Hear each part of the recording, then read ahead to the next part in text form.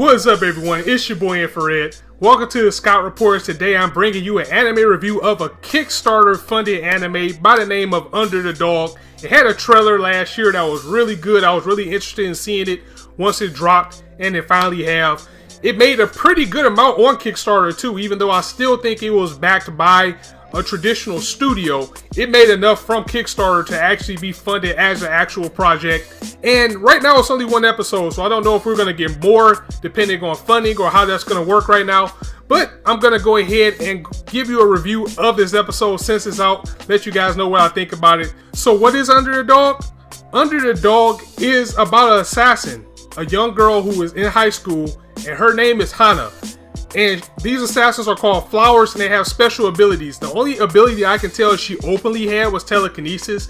As the troops that were firing at her, she was able to render their gunfire useless, and her eyes lit up. And it looks like their guns either jammed or locked up because of the ability that she was using. But she's sent to high school to retrieve this young boy by the name of Nanase. You know, your typical high school student who's just drawn into things and is just in too deep, and usually when it's a female protagonist, you know, the boy character is kind of like, oh no, what's going on here? Why do you want me? What do you want? So that's typical. She's there to retrieve Hanase, as he is supposed to be the hope that these flowers are looking for, because flowers are sent out to kill these hulking monsters by the name of Pandoras. And these Pandoras have abilities too, as even when they were getting fired at, it looks like it put up like a shield. That's why I'm guessing the ability is telekinesis. So there's two things going on. Hana needs to get Nanase out because he's some type of savior, so she needs to get him out and keep him safe. And also there's this monster called the Pandora that's there as well that she needs to keep him away from, because on the other side of the battlefield here you have the United States government, who is after this Pandora, which is an escaped experiment. I really can't get too much into the story because to get the meat of it, you have to read the synopsis. And if I go into the synopsis, it's going to completely spoil it for you. But just know that, again, Hana needs to retrieve this boy for some reason because he has something that they need within him, or he's some type of hope. And you got a big monster goon that's pretty much wrecking rampage. And while that's going on, you got the US government out to take out the Pandora and the flower, as the flowers have the potential to turn to the Pandora. So now that said, we can get a little bit deeper into it. As this series, you know, it has like an old school type of feel to it. It has like that Ghost in the Shell feel, you know, Battle Angel, Angel Cop. It's a really 90s type of series. It made me want to get up and go watch one of those series, as it just hit all the right notes. And it was really refreshing to see this type of series come around. And I don't know how many episodes it's going to be, or if we ever get another episode. I guess that's depending on the funding that it got from Kickstarter. But the trailer that came out for it, a lot of the scenes in the trailer didn't happen in this actual episode, so it's definitely some more out there. It's just how long we'll have to wait, or if we get it at all. Now, while we're still on the point of the flowers, there's two types of flowers. There's like the normal flowers, which Hana is, and then there's the big guns, because when things get rough, that's when they send in the even stronger flowers to take care of the problem. Now, the flowers are in quite a predicament as well, as if they don't pass their mission, their loved ones will be killed. And what makes it even worse is that their loved ones know it. So that's what Hana's facing, as she must extract Nanase or her parents are gonna die. And they know that. So that's just pretty messed up. But the biggest draw point of this series is the cover model by the name of Athena, or I think it was Athena. It's Athea, there it is. Athea. Her name's Athea. She's the person that you see in the trailers and you see on any other images of you have other series. As she is the big gun that I was talking about. She is the higher flower, and she is a straight badass. She goes in wrecking shop. She's shooting. She has a big sniper rifle that's cutting through the Pandora like it's nothing. She has powers as well that's way stronger than Hana. And once she's introduced in the second half, that's when things really pick up and things really get pulse pounding, and we get to the real fun that Under the Dog brings. And mainly that is because the director of this project is Masahiro Ando, who is most notably known for doing Zetsu no Tempest, another very battle heavy an action-oriented series. So he is no stranger to bringing the noise. And I'll tell you, once Athena shows up, or I keep mispronouncing her name, but I believe it's Athea. Once she shows up, she starts going in, and it doesn't look back from there, and it is absolutely phenomenal.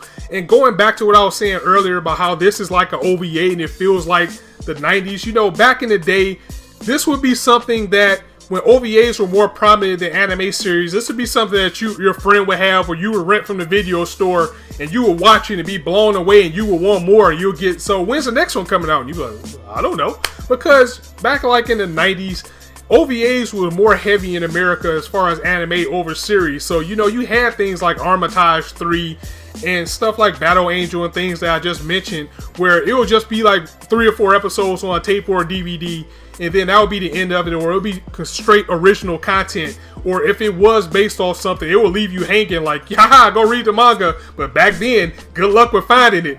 So I hope this isn't that type of thing. I hope it did get enough funding to at least continue the series, as, again, without spoiling things for you guys too much, because I do want you to go check it out.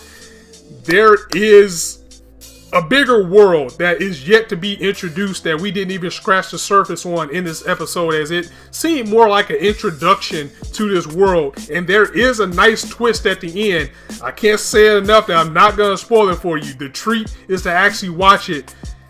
And the title, Under the Dog, I don't know what the hell it means, but there's something in there for you once you get to the end that you'll really enjoy about it. Now, with everything, there are downsides, and you can't really bash it too much because it's a Kickstarter. But the animation, sometimes the animation was really good, and sometimes it was just okay. It wasn't bad, but it was just okay.